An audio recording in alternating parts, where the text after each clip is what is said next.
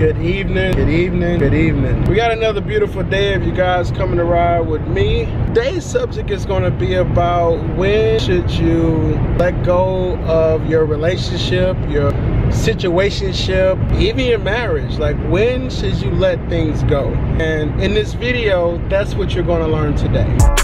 I can hear my ex calling. Don't know why my ex calling. Why the fuck my ex calling? Don't know why my ex calling.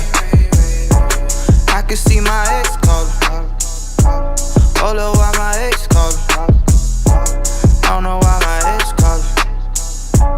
Why the fuck my ex calling? Now, for most people, they believe letting go should just be common sense. He or she cheated on me, he or she left me. I need to just let it go and move on. I don't need closure, I just need to move on. And your friends, family, people would just tell you that, believe it or not, people, it's just not that easy. It's just not that easy. It's just letting someone go that you invested time and energy and money and emotions and thoughts and feelings into. It just doesn't work that way. So in this video, I'm going to explain to you steps on how and when to really let someone go. Number one thing you must do when you decide to let someone go is your mind has to be made up that you're ready to move on. That's what has to happen first. Your mind, because if you don't remember anything, remember this. Your eyes and your ears are the most two important vessels on your body because they control your thoughts. What you think, you feel, and what you feel controls how you react. So if you don't change your mind, nothing follows. So your mind has to be made up first that, hey, I'm ready to move on from this relationship. I need to move on from this marriage. I need to move on from this situation. So until your mind is made up, nothing else follows. Now, the first thing you must do when your mind is made up, you have to cut off communication. No, you guys cannot be friends. No, you guys cannot talk every day. No, you can't keep up with them and their family and going on family trips and things of that such. You want to know why? Because when you communicate with someone, they're still in your mind. Eyes and your ears are the most two important vessels in your body. What you see, you think, and what you hear, you think. And what you think, you feel, and what you feel controls your reactions.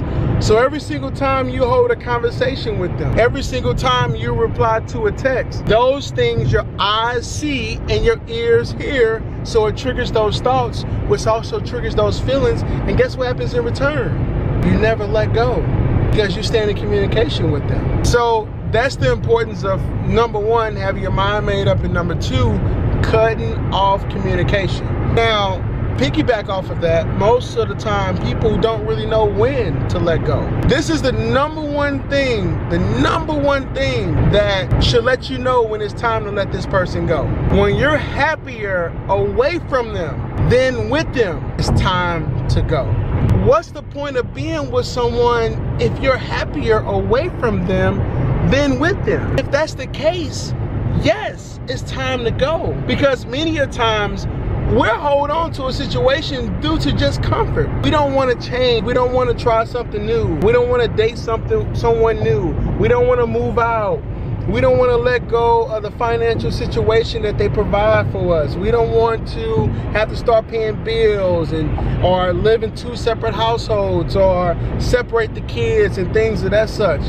People, listen, happiness is more important than all of that, because people are dying every single day from depression, from stress, and from people that's in their life that's taken away and not adding. Just think about how much energy and how much time a person is taken away from you by keeping you unhappy. It's like, what's the point?